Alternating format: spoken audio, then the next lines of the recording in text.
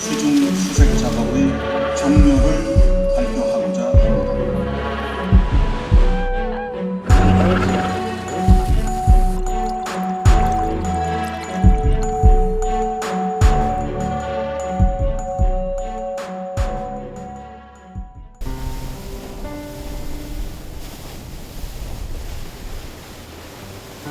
1년 전 대참사가 일어났던 진도 앞바다는 마치 아무 일도 없었던 듯 고요하다. 그러나 세월호 희생자들은 우리에게 묻고 있다. 1년 동안 당신들은 대체 무엇을 했느냐고. 제가 서 있는 이곳은 1년 전 세월호 참사가 발생한 바로 그 해역입니다. 이곳에서 온 국민이 지켜보는 가운데 304명의 목숨이 사라져갔습니다. 그리고 이 바닷속에는 여전히 9명의 실종자들이 머물러 있을지 모릅니다. 벌써 1년이 지났습니다. 하지만 지난해 4월 16일 이후 세월호의 시간은 그대로 멈춰 섰습니다. 왜 그렇게 침몰할 수밖에 없었는지, 정부는 왜 단 한 명도 구조하지 못했는지, 희생자 수색은 정말 제대로 이루어진 것인지 아무것도 밝혀진 것이 없기 때문입니다. 세월호는 이런 모든 의문을 간직한 채 이곳 수심 44m 아래에 아무 말 없이 잠들어 있습니다. 바닷속 세월호는 어떤 모습일까요? 뉴스타파는 지금부터 침몰 이후 처음으로 공개하는 바닷속 세월호 영상을 시작으로 누가 왜 세월호의 진실을 감추려 하는가에 대해 전해드리겠습니다.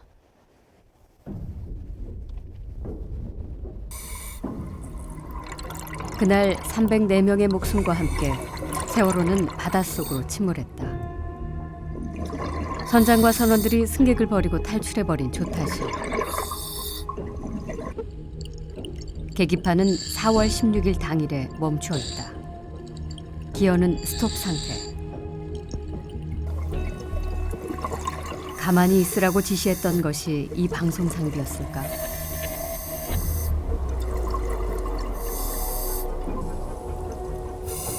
아이들이 가만히 앉아 구조를 기다리던 객실이다.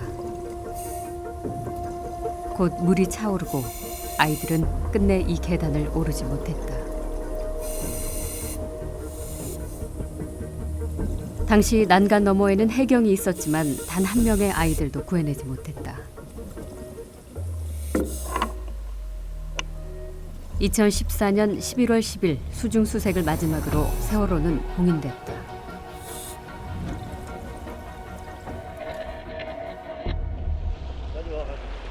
세월호 참사 300일을 맞아 실종자 가족들이 사고 해역을 찾았다.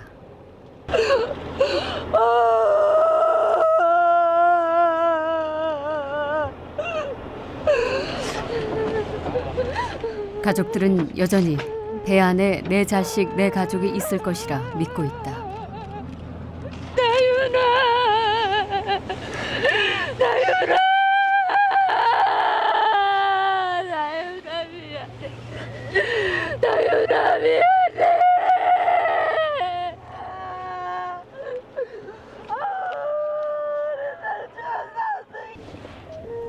구조당국의 수중 수색이 너무 허술했다는 것이다.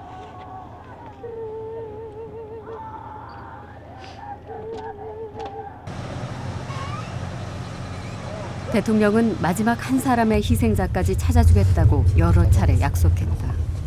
마지막까지 우리가 하겠다 그렇게 오늘 약속을 드리고 왔습니다. 그리고 또 우리 실종자 가족들께서 이제 끝내도 된다 하실 때까지 할 거니까 염려 안 하셔도 됩니다. 구조당국은 6월 말까지 250명의 희생자를 찾아냈다.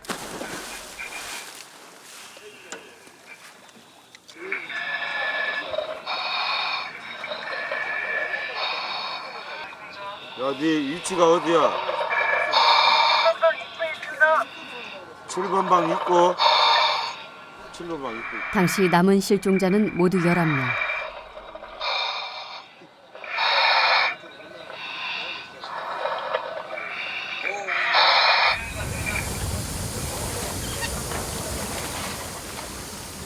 그런데 여름에 접어들면서 더 이상 수색에 진전이 없었다.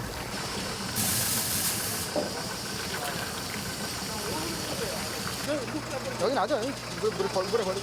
가족들이 항의하고 나섰다. SB 왕 같은 경우는 그냥 한번 쓱 한번 지나가고 잠수 안 했대요. 가방 안에. 다른 방, 첫 번째, 두 번째, 뭐 네 번째 방 있잖아요. 네 번째 방도 그렇게 수색을 안 했다 그러더라고요. 아예 이렇게 깊어서 들어갈 수가 없었대요. 7월 10일 해경은 대대적인 수색 개선 대책을 발표했다.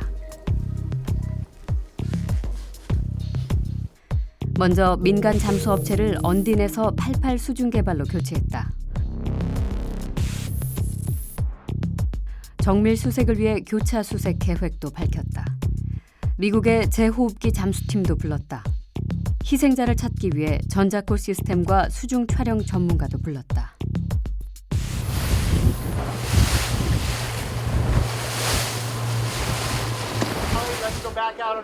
다음 날인 7월 11일 미국 제호흡기 잠수팀이 현장에 출동했다. 구조당국의 야심찬 개선안이 실행에 옮겨진 것이다.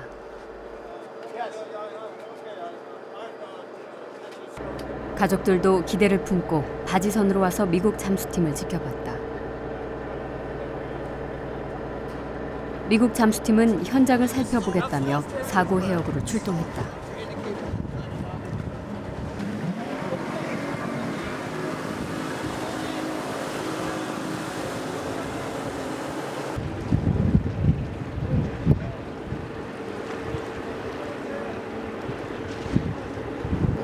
과연 실종자 가족들의 희망을 되살릴 수 있을까? 사고 해역을 정찰한 미국 잠수팀이 돌아왔다. 그런데 이들의 표정이 심상치 않았다. 자기들끼리 옥신각신하는 모습을 보였다. 미국 잠수팀은 안전을 이유로 사고 해역에 바지선 철수를 요구하다가 받아들여지지 않자 철수를 결정했다. I said they may not come, they may not look at me, they may not analyze, they may not check my equipment. It's unfair and it's dangerous. They will not. They will No, not. if they are diving, no way. They are dangerous. They are dangerous. 정부가 새로 마련한 수색 구조 계획은 이렇게 엉성하게 시작됐다. 변호사님, 해수부, 해경, 해군 잘 들으세요. 다음부터 실종자 갖다 놓고 사람에 이렇게 작업하지 마시고요.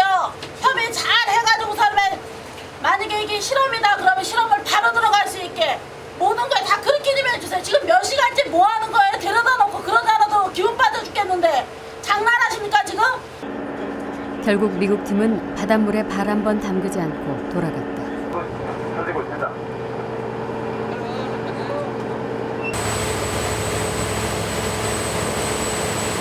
침몰한 세월호에서 희생자 1명이 오늘 추가로 수습됐습니다. 일주일 뒤인 7월 18일 희생자를 찾았다는 소식이 전해졌다.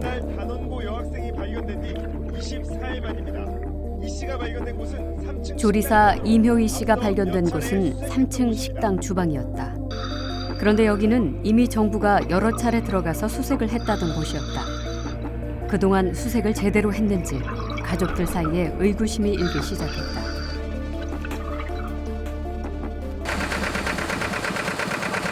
그렇게 여름이 가고 가을이 왔다. 하루 4차례 수중 수색은 거의 매일같이 반복됐다.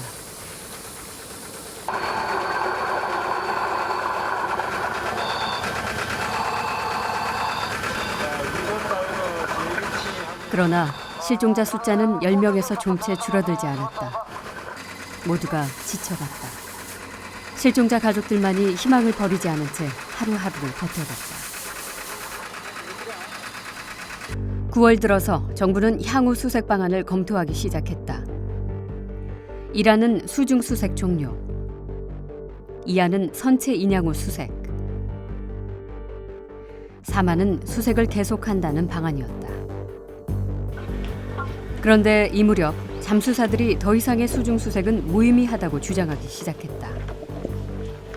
한 70cm 밑에 들어가면 공간이 한 20cm에서 15cm 정도밖에 안 남아요. 40cm 정도. 격벽이 붕괴하는 등 안전사고 위험이 높아졌다는 것이다. 이게 복도 부분이 한 머리 돼가지고 한 40cm 정도밖에 공간이 안 나옵니다. 사실상 인양으로 전원해야 한다는 이야기였다. 이런 이야기가 나온 배경은 무엇일까? 민간 잠수업체 팀장을 만나 들어봤다. 워낙 처음에 많이 올라오다 보니까 그 놓친 부분이 있을 거예요. 그 전에 이제 저희가 이제 추석 전에 작업을 종료하자는 얘기를 했었죠. 이미 나왔었고 여기서 시간을 더 끌게 되면 선체 인양하는데도 힘드니까 유가족들이라든지 일본은 유가족이었어요. 유가족분들이 자 인양을 하실 건지 계속 수색 작업을 할 것인지를 저희가 타진을 했었어요. 얘기를 했는데 그런 거는 무조건 다 안 받아들여졌어요. 피로도도 많이 쌓였던 상태고 그래가지고 유가족들한테 요구를 했어요. 현실적으로 수색을 계속하기 어려웠다는 것이다. 이런 상황에서 구조당국은 어떠한 입장도 표명하지 않았다. 당시 책임 있는 자리에 있었던 해양수산부 고위 공직자에게 입장을 들었다. 근데 뭐 잘 아시지 않습니까? 그때 팽목항에서 인양의 인자도 꺼낼 수가 없었어요. 대통령께서 한 걸음 더 나가지 않았습니까? 아니 가족들이 이만하면 됐다 할 때까지 수색하겠다고 약속을 했잖아요. 아니 근데 그 상태에서 공무원들이 다른 방안 생각하고 제시할 수가 있겠어요? 결국 인양 후 수색안도 실행하기 어려웠다. 남은 방안은 하나였다. 가족들이 스스로 수색 종료를 건의하는 방식으로 수중 수색을 종료하는 일환이 그것이다. 가족들의 동의를 끌어내기 위한 사전 조치도 강구했다. 수색이 미흡한 격실을 완벽히 보완 수색하고 모든 격실의 동영상을 확보하며 전자코 시스템으로 시신이 있을 가능성이 있는 격실을 찾아내 가족들이 요구하면 추가 수색을 실시한다는 내용이었다.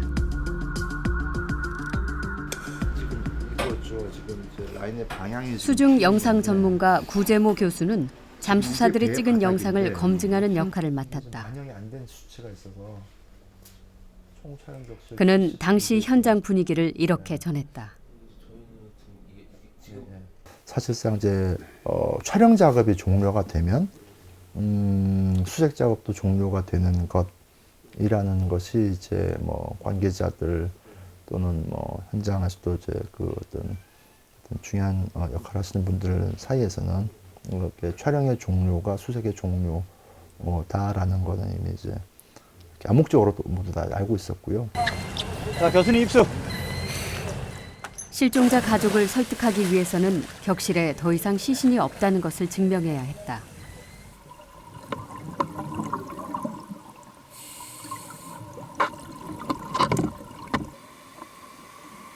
구조당국은 그동안 수색이 미흡했던 격실에 대한 수색을 서둘렀다.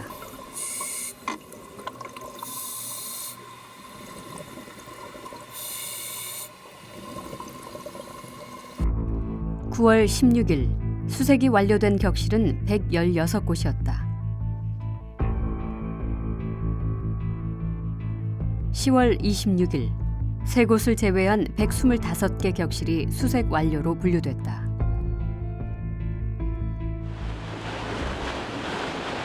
그런데 갑자기 변수가 생겼다. 10월 28일 희생자가 추가로 발견됐다는 소식이 들어왔다. 실종자 가족들이 바지선으로 달려갔다.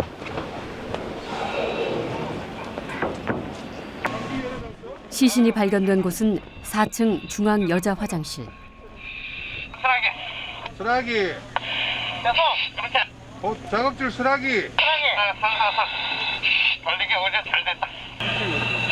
한쪽으로 천천히 한쪽으로 밀어놓으면 창문으로 안 빠져나올 거 아니야. 단원고 황지현 양의 시신이었다.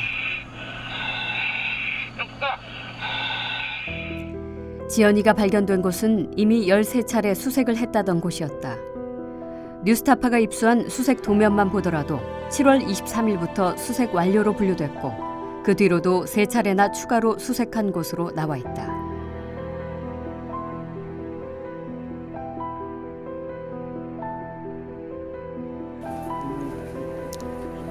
구조당국에 대한 불신이 극도로 커졌다. 일반 객실이면 가능합니다. 침대라도 매트리스도 있었던 부분인데 화장실만큼은 아무것도 없었다는 저희들이 영상으로 확인했던 부분이거든요. 가족들이 수술을 몇 번을 했는데 수색을 13번 했습니다. 13번을 했는데도 여태까지 못 찾고 지금 나와요? 그러니까 제 말씀 일단 들어보시라고요. 일단은 가족들이 절박한 마음이 있으니까 수색을 한 거 맞냐고요? 도대체 어떻게 된 일일까? 당시 민간 잠수팀장은 놀라운 이야기를 털어냈다. 저희가 저 CCTV를 달고 들어가는 사람이 있고 안 들고 들어가는 사람이 있어요. 그 CCTV는 달고 들어간 사람은 정확히 그 포인트를 저희가 찍어줘요. 자, 하나, 둘, 셋, 창문 몇 개, 좌로 가라, 우회로 가라, 찍어 확인이 되는데. 그러니까 위에서 보고서 컨트롤을 해주는데 그걸 안 달고 들어가는 사람들이 있어요. 그러면 그분들은 들어갔는지 안 들어갔는지 저희도 확인을 못 해요. 그럼 개인적인 양심에 맡길 수밖에요.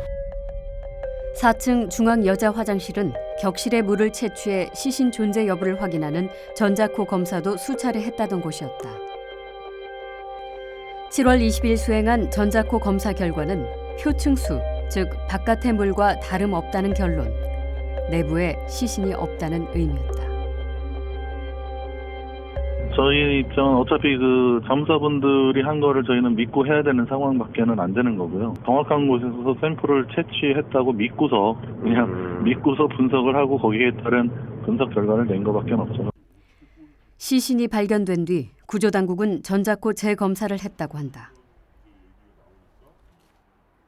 그 화장실은 전자코 분석하려고 2번인가 3번인가 채수했던데요. 예. 그때 분석할 때는 그 이상 반응이 없었다고, 없었다고 분명히 그랬는데 거기서 이제 지연이가 딱 발견된 거야. 그래서 내가 너무 막 화가 나서 당장 들어가서 채수해 와라. 예, 잠수사 들여보냈어요. 그래서 분석했더니 이번에 이상 반응이 나왔던 거야. 하여튼 그 물속에 직접 들어가서 일하는 거는 뭐 잠수사들 아닙니까? 네? 잠수사들이고 위에 있는 사람들이야 뭐 잠수사들 믿고 할 수밖에 없는 거 아닙니까? 그렇다면 영상 검증 결과는 어떻게 나왔을까?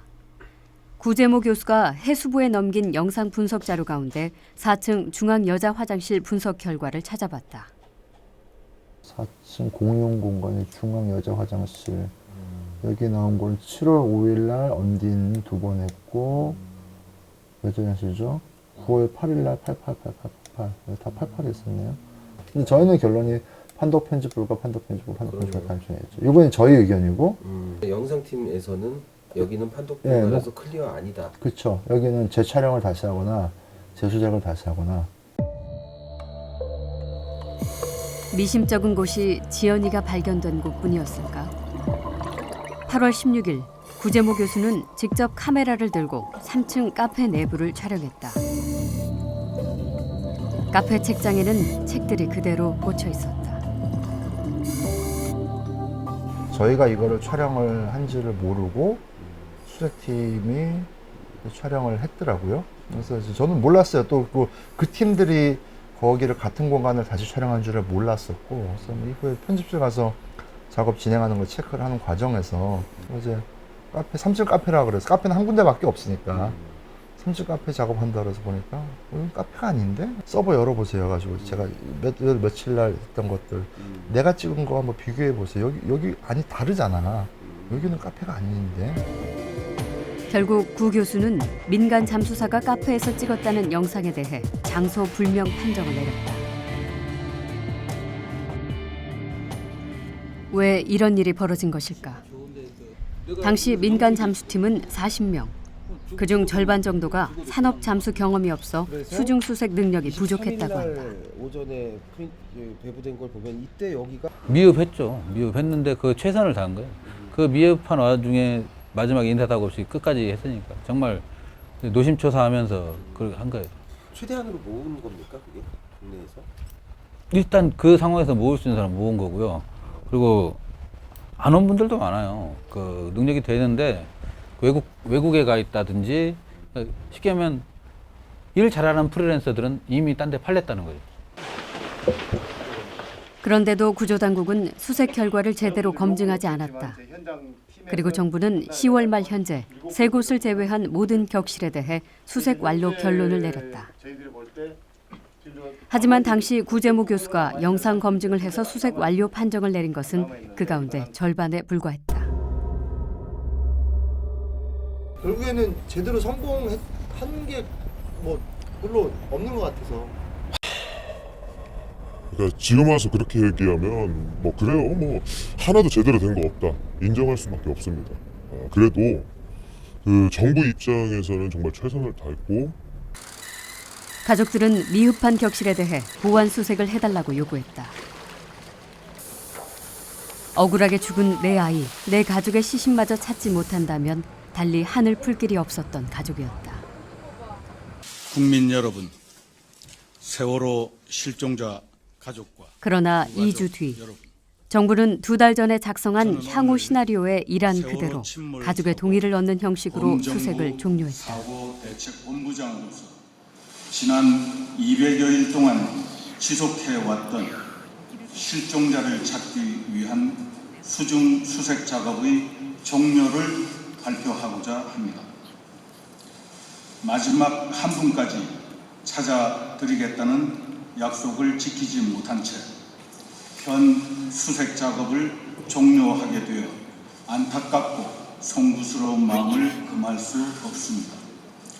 자식을 잃었는데 유가족이 되게 해달라는 게 이게 소원이라는 게 말이 되냐고요. 아, 이런 현상이 어떻게 일어나냐고요. 아, 어떻게 이렇게 살아가라고 그러냐고요.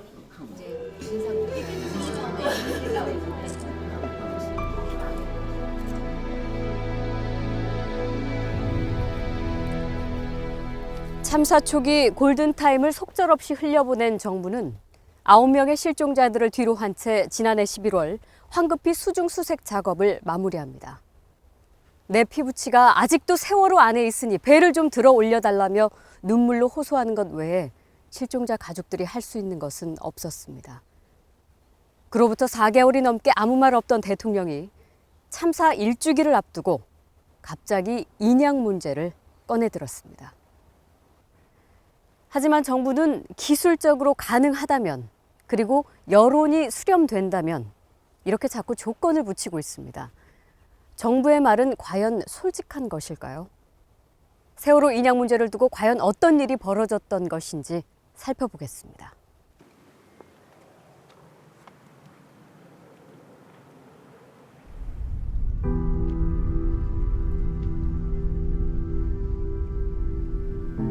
지난 11일 다윤이 엄마가 팽목항을 찾았다. 바닷속에 있을 딸을 생각하면 안산 집에서 머물 수 없다고 한다. 팽목항에 왔지만 별달리 할 수 있는 것도 없다. 다윤 엄마는 내 딸을 찾아달라는 피켓마저 들기 어려울 정도로 건강이 악화됐다. 수중 수색이 종료된 지 벌써 5개월째. 하지만 바로 인양에 나설 것 같던 정부는 여전히 응답이 없었다.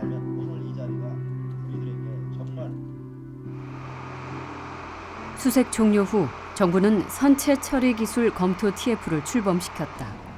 그리고 올해 1월 7일부터 장장 석 달 가까이 선체와 주변 환경에 대한 현장 조사를 실시했다. 3월 말이면 나온다던 최종 보고서 발표도 뚜렷한 이유 없이 계속 미뤄졌다. 추가적으로 검토해야 될 부분들 몇 개 생기고요. 그런 부분 때문에 그렇습니다. 그리고 이제 보고서 만드는 작업도 조금 딜레이가 그런 것 때문에 딜레이가 되고 해가지고 우리는 검토 결과는 4월 말 정도에 까지 나올 수 있지 않을까 이렇게 생각을 하고 있습니다.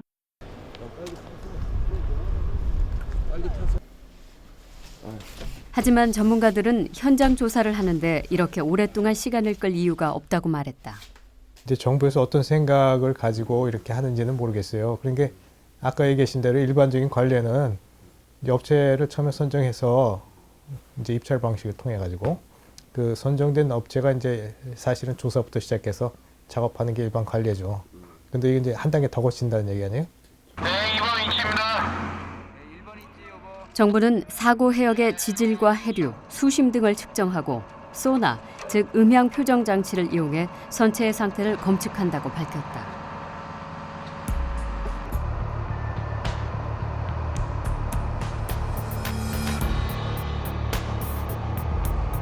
그러나 이미 지난해 4월과 9월에 배의 상태를 검측하고 지질, 해류, 수심까지 조사한 적이 있어 반복 작업이라는 비판이 제기된다.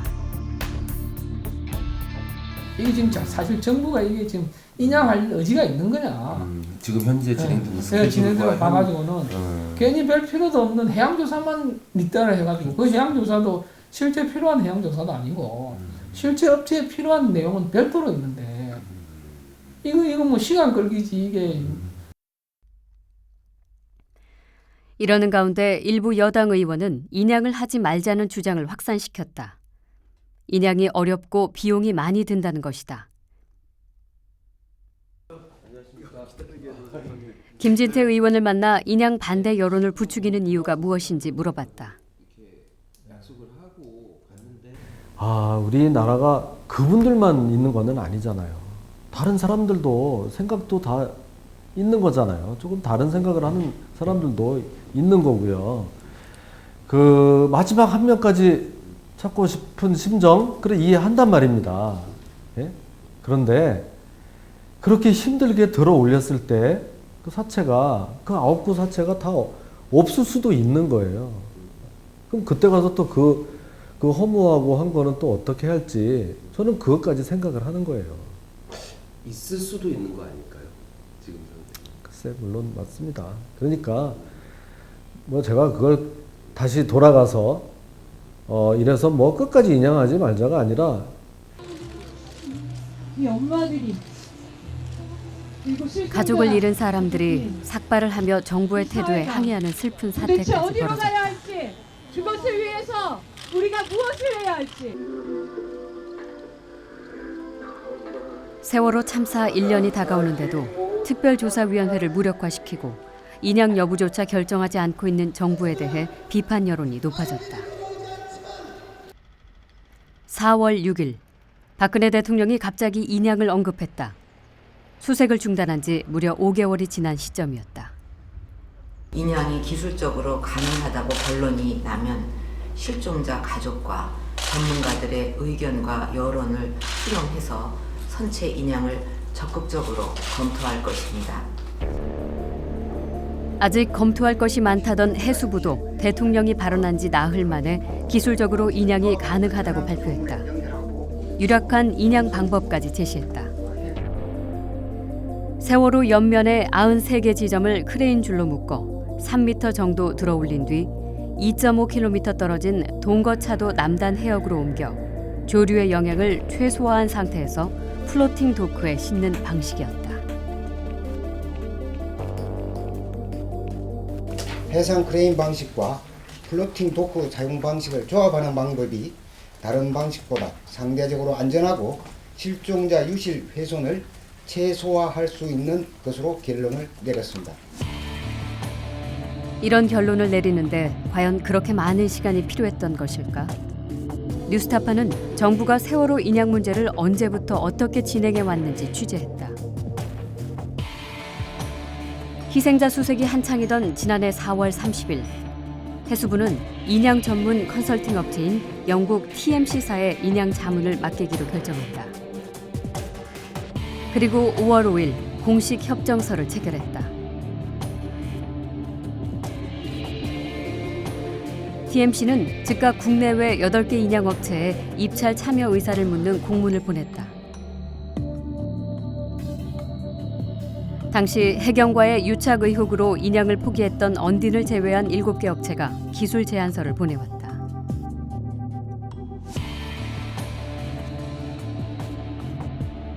TMC는 이들이 제시한 인양 방식을 검토해 5월 23일 해수부에 보고서를 제출했다.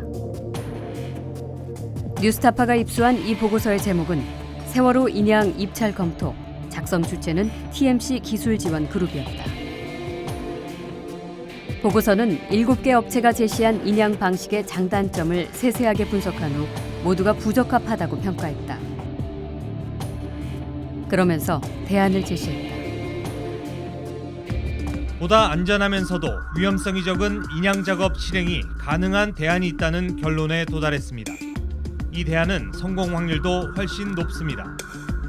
구체적인 방식에 대해 이렇게 서술했다.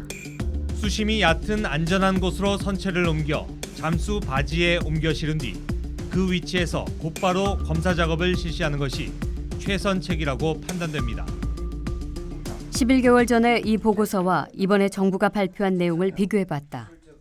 2대의 해상 크레인으로 선체를 해전면에서 약 3m 정도 들어올려 수중 시야가 좋은 수심 30m 지점으로 이동하여 수중에서 플로팅 도크에 선체를 올린 후 플로팅 도크를 부양시켜 인양하는 방식입니다.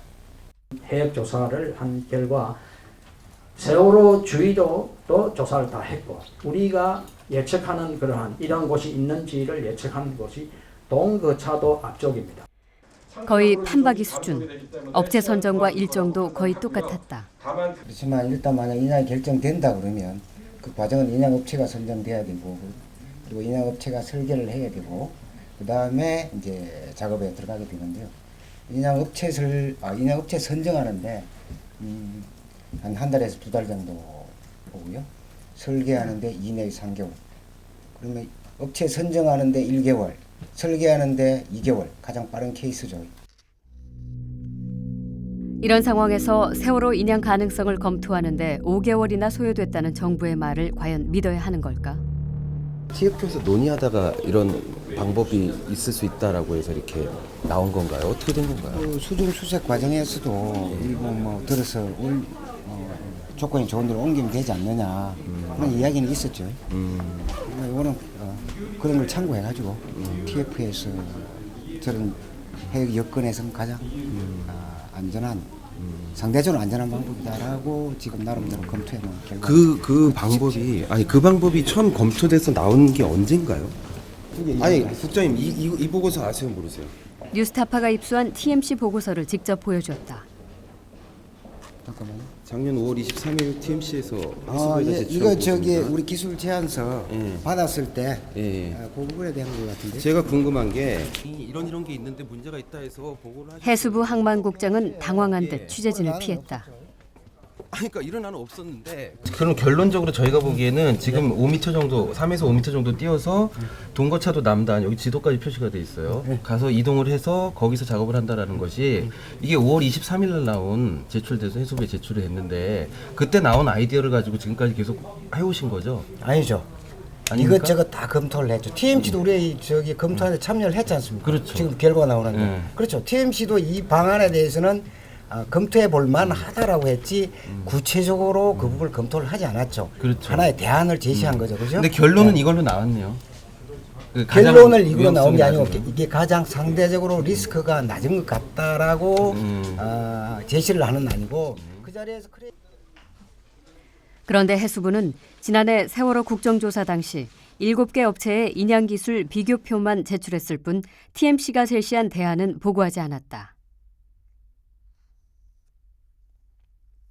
근데 제가 진짜 궁금한 건 왜 여기 나온 내용 중에서 다른 것들은 다 공개를 하고 이거는 안 하셨어요? 동의 받고 하시냐고. 나가겠습니다. 국회에서 기술 제안서 받은 업체들 그 7개에 대해서 달라고 하니까 그걸 드린 거 아니에요? 아 그래요? 알겠습니다. 그러나 당시 국조특위는 인양기술 제안서 일체를 제출하라고 요구했다. 당연히 TMC가 제시한 방안까지 포함해야 했지만 누락시킨 것이다. 지난해 이미 이번 발표와 똑같은 방안을 가지고 있던 정부는 왜 지금까지 시간을 끌었을까? 현장 조사가 진행 중이던 지난 3월, 취재진은 한 해수부 고위 공직자를 어렵게 만났다. 그러니까 지금 하는 그거는 사실 면피하려고 하는 겁니다. 면피요? 네. 왜 면피예요? 그러니까 벌써 그 어지간한 데이터는 뭐 다 갖고 있는데 위에서 인양을 해라 말라 판단을 안 내려주니까 뭐 이러고 있다는 거죠. 사실. 뭐 비용 많이 든다, 뭐 또 국민적 합의가 있어야 된다, 막 이런 얘기들도 나오고 그러니까 뭐 벌써 이런 얘기들만 나오고 있잖아요, 사실. 이제 그런 것 때문에 인양 결정을 못 하고 있는 거 아닙니까? 그러니까 해수부 입장에서 뭐 그렇다고 뭐 아무것도 안 하고 있을 수가 없잖아요. 그러니까 뭐라도 하고 있는 거를 좀 보여줘야 되니까 저러고 있다는 거죠. TMC 보고서에는 실종자 가족과의 소통을 강조한 내용도 있지만 정부는 받아들이지 않았다. 모든 과정에 있어서 우선순위는 희생자 가족입니다. 따라서 정부는 이들이 원하는 바를 파악하기 위해 긴밀한 유대관계를 유지해야 합니다. 실종자를 찾기 위한 지난해 수색을 종료하며 정부는 인양 TF를 설치하고 거기에 실종자 가족을 포함시키겠다고 앞으로 여러 번 약속했다. 인양 등 선체 처리에 관하여는 해역 여건, 선체 상태 등에 대한 기술적인 검토와 실종자 가족, 전문가 등의 의견 수렴 및 공론화 과정을 거쳐서 그런데 인양 TF 대신 선체 처리 기술 검토 TF가 발족했고 실종자 가족은 배제됐다. 가능하면 기술 검토는 그냥 순수하게 기술 검토 할 수 있도록 그게 가장 좋을 것 같습니다. 나머지 거기에 어떤 변수가 들어간다는 건 바람직하지 않은 것 같습니다. 그건 그 이유인 것 같습니다. 다는 아니더라도 뭐 한두 번 정도는 그냥 참관하는 정도로만 그렇게 하면 안 될까요? 좀 부탁을 드리겠습니다.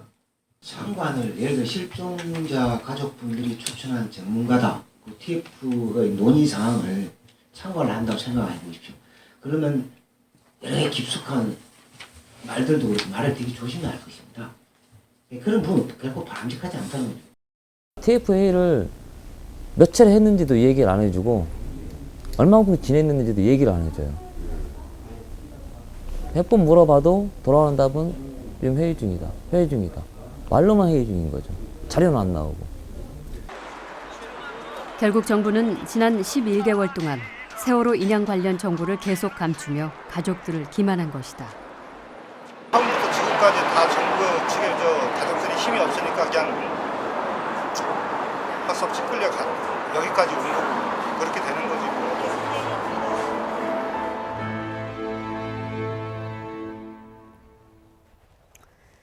부실한 수색에 이어 인양까지 지연되면서 세월호 희생자 가족들의 절망감은 더욱 깊어질 수밖에 없었습니다. 게다가 참사 1년이 되도록 진상규명이 제대로 되지 않고 있는 상황은 가족들을 더욱 힘들게 했습니다. 진상규명만이 먼저 간 아이들에게 부끄럽지 않은 부모가 되는 길이다. 그래서 이들의 마지막 희망은 세월호 특별조사위원회였습니다. 그런데 현실은 그것조차 쉽게 허락하지 않고 있습니다. 출발 전부터 온갖 방해 공작으로 만신창이가 되고 만 것입니다. 도대체 누가, 무엇 때문에 이들의 마지막 희망까지 꺾고 있는 걸까요? 이념 없이 진실없고 세월호를 인양하라! 제대로 된 진상조사 보장하는 시행령을 제정하라! 지난 3월 30일 유가족들이 다시 거리에 나섰다.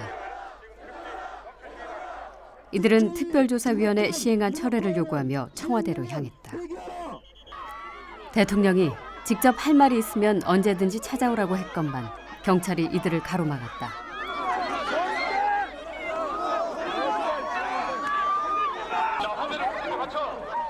따뜻한 위로조차도 위안이 되지 않을 만큼 억울한 유가족들이 길바닥에 쓰러졌다. 민정이 이렇게 개주고 만들면 안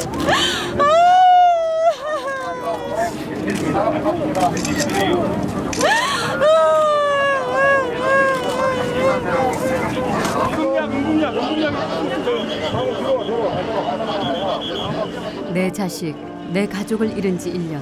무엇이 이들을 다시 거리로 나서게 했을까?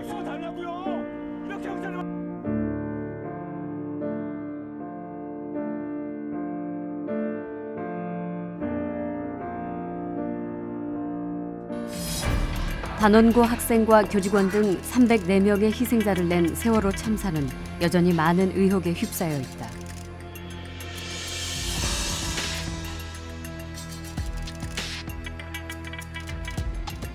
우선 왜 침몰을 했는지가 문제다. 검찰은 조타 미숙으로 급 변침한 것이 침몰 원인이라고 결론 내렸지만 전문가들은 수긍하지 못하고 있다.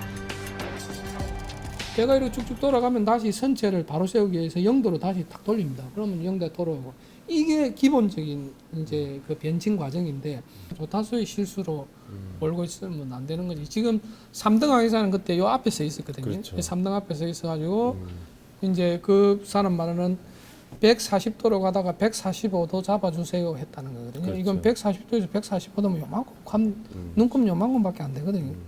요 5도 요만큼 돌리는데 탈을 이렇게 쓰는 사람은 없다는 거지.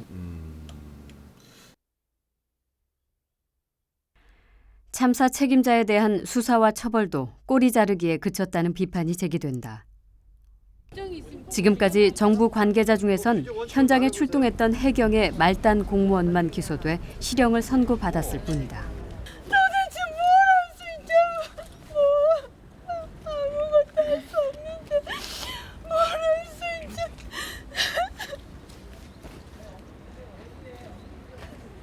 검찰 수사나 감사원 감사 결과를 보면 굉장히 하급자들만 처벌하라, 징계하라라는 식으로 머물고 있습니다. 그런데 우리 일반적인 국민들이 보기에도 그 사람들이 뭔가 결정하고 그 사람들이 뭔가 할 수 있는 게 아니잖아요. 그 위에 있는 사람들이 뭔가 지시하고 결정을 했었을 텐데 그쪽까지는 안 올라간다는 거죠.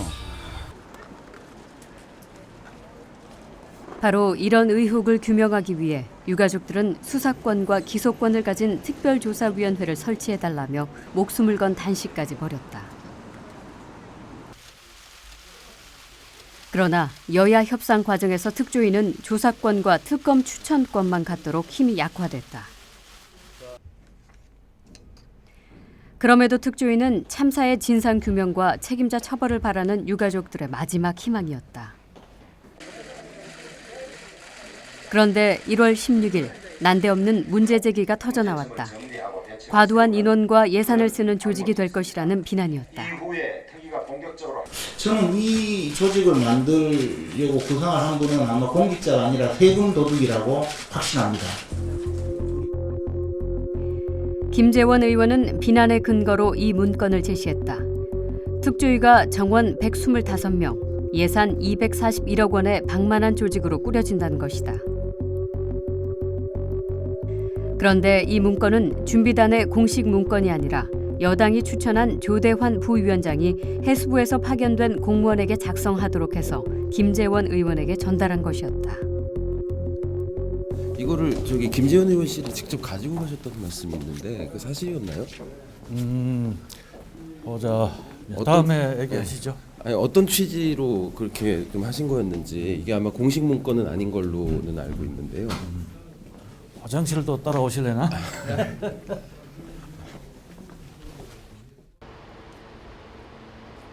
세금 도둑 발언 이후 특조위의 직제와 예산안에 협조적이던 공무원들까지 몸을 사리며 협의를 미루기 시작했다.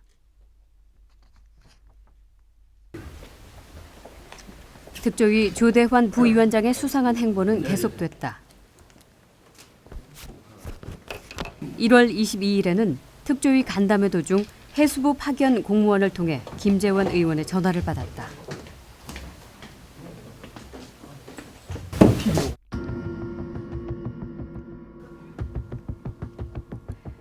회의 도중 복도로 나가더니 누군가에게 전화로 회의 진행 상황을 보고하고 지시받는 모습도 포착됐다. 준비 추진단 해체 건이 상정은 됐지만 부결됐습니다라고 누군가에게 얘기를 하셨거든요. 제가 그 얘기를 들었거든요. 그렇죠. 그거는 저는 말씀드릴 수 없어요. 확인해 드릴 수가 없어요. 그리고 불과 엿새 뒤 조 부위원장은 특조위 준비단에 파견돼 있는 공무원들을 독단적으로 철수시켰다. 그때 저희는 그렇게 파견 공무원을 철수시킬 권한이 없는 분이 한 거다라고 판단을 하고 위원장께서 철수 명령을 처리하거나 아니면 재파견해달라고 요청을 했지만 그것이 이루어지지 않았습니다. 유가족들은 여당이 특조위 출범을 방해하고 있다며 거세게 항의했다. 조사 좀 해달라는데 왜 그걸 안 해줘? 니들 위해서 지금 일하고 있는 거야 우리. 안전한 나라 만들어준다잖아. 네 새끼들도 똑같이 당하고 싶어? 그러나 이때까지만 해도 유가족들은 여당이 추천한 특조위원들에게도 자신들의 진심이 통할 것이라고 기대했다. 유가족들은 회의가 있는 날이면 특조위를 찾아가 여야 구분 없이 위원들을 격려했다. 또 손수 만든 리본을 조사위원들의 가슴에 달아주며 간절한 염원을 호소했다.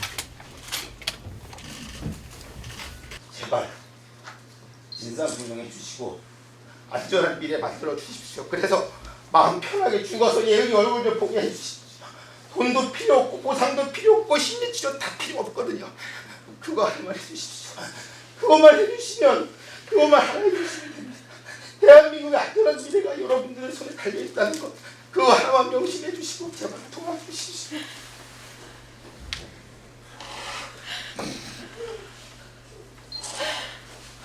부탁드립니다. 제발. 그러나 여당 측 위원 5명은 끝내 다른 길을 택했다.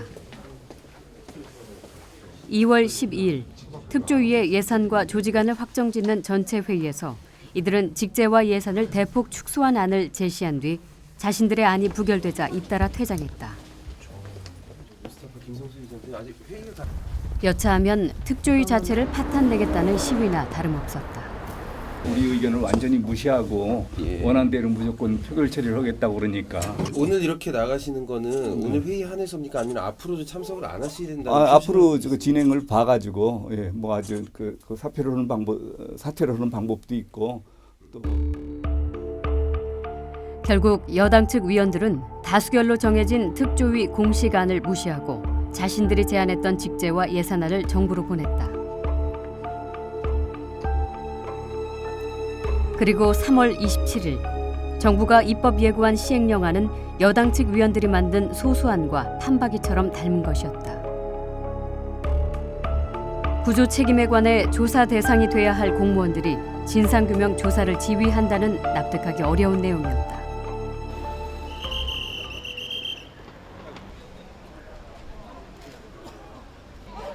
특조위가 출범하기도 전에 침몰할 위기를 맞았다. 위원들은 정부 시행령안의 즉각 철회를 요구하며 장외로 나섰다. 지금 정부가 마련한 그런 시행령안을 가지고서는 유가족 여러분과 국민들이 저희한테 엄중히 맡겨진 책무를 도저히 수행할 수가 없습니다. 그래서 저희들은 지금 거의 허수아비 일종의 관제, 그런 조사기로 전락할 그런 위기에 있기 때문에 그래서 일단 사무실에서 나와서 국민들을 만나고 그래서 저희들의 그런 어려움을 전달하고 정부는 시행령안을 당장은 국무회의에 상정하지 않겠다며 한 발 물러섰다. 그러나 어떤 결론이 날지는 여전히 알 수 없는 상태다. 결국 참사 1주기를 맞았지만 특조위가 정상 가동될 기미는 보이지 않고 있다. 이렇게 시간을 보내는 사이에 하나둘 증거가 인멸될 가능성이 크다. 통신비밀보호법상에 따른 통신사실 확인 자료들은 보관기간이 1년이에요. 그러면은 그 정장이 인정한 바대로 현장에 도착해서 상당한 기간 동안, 중요한 시간 동안 휴대폰으로 분명히 통화했다고 했는데 그 휴대폰을 누구하고 통화했는지 같은 것을 알 수 있는 자료는 올해 4월 15일이 지나면은 보관이 안 된다는 거죠. 세월호 인양 지연 또한 진상규명을 가로막고 있다. 정부는 세월호 인양에 최대 1년 6개월이 걸린다고 발표했다. 그런데 세월호 특조위의 활동 기간 역시 1년 6개월이다. 인양은 되는 것도 중요하지만 그건 빨리 돼야 하는 것이 더 중요하다고 봅니다.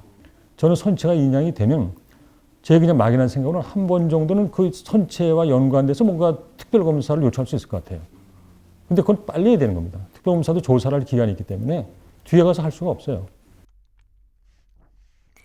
대다수 의원들은 정부 여당이 의도적으로 세월호 특별조사위의 정상적인 활동을 가로막고 있다고 본다.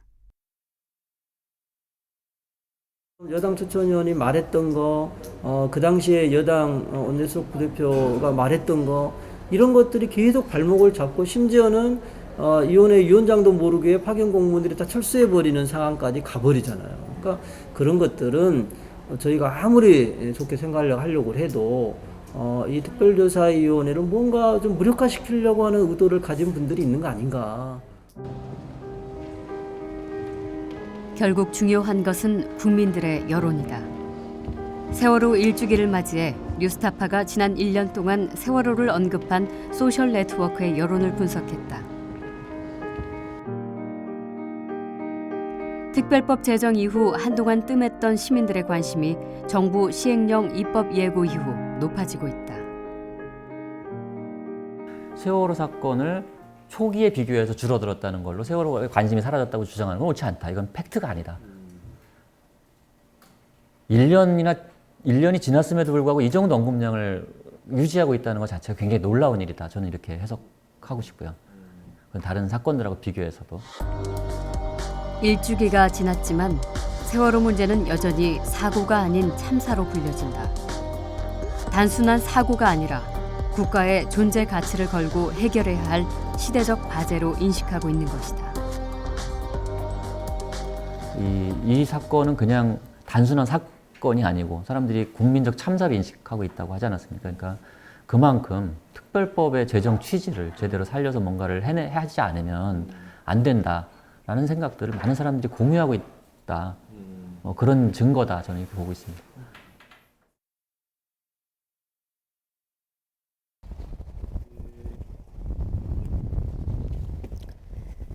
꼭 1년 전 우리 사회는 세월호를 잊지 않겠다고 다짐했습니다.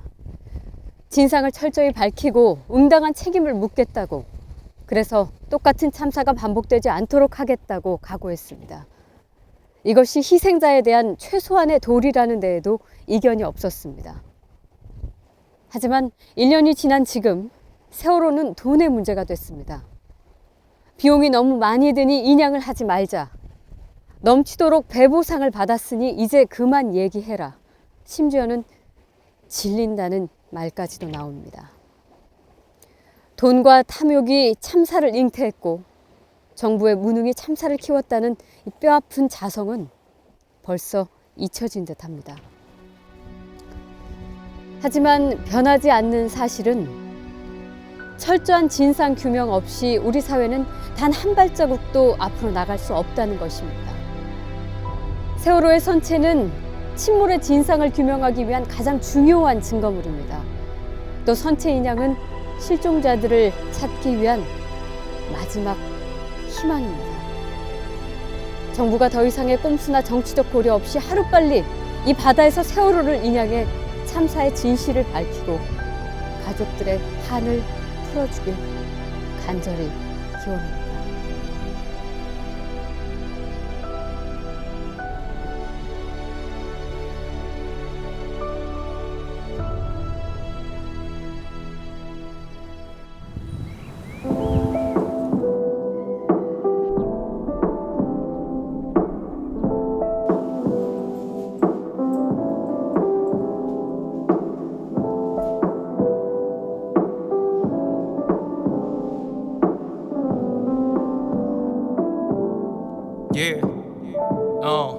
그 전날 아침 이별의 포옹과 그 흔한 인사가 허탄하게 마지막이 됐구나. 이렇게 짧은 인생일 줄 알았으면 그 좋아하던 음악하게 그냥 놔뒀을걸. 2014년 4월하고도 16일은 입에도 담기 싫어 닫아버린 침묵임을 모든 게 그날 안에 쏟아 멈춰버렸어. 한꺼번에 모든 불빛이 다 꺼져버렸어. 내 아이의 희생으로 사회가 변한다고 생각하는 건 너무나 잔인하지만 그렇게 해서 나도 바뀔 수 있다면 덜 억울할 것 같아. 숨쉬고 살 것 같아. 우린 아이들만 키웠고 보는 그대로 믿었어. 하지만 그날 이후 믿어왔던 것을 지웠어. 이 나란 1년 동안 배신감만을 안겼어. 아무리 피토해도 메아리는 없어.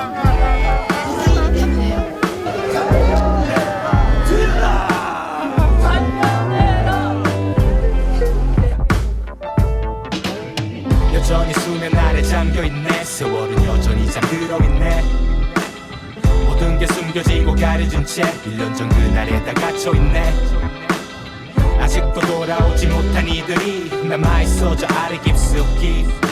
차가운 거짓 안에 삼켜졌던 지난해 4월 16일에 잠이 든 세월을 인양해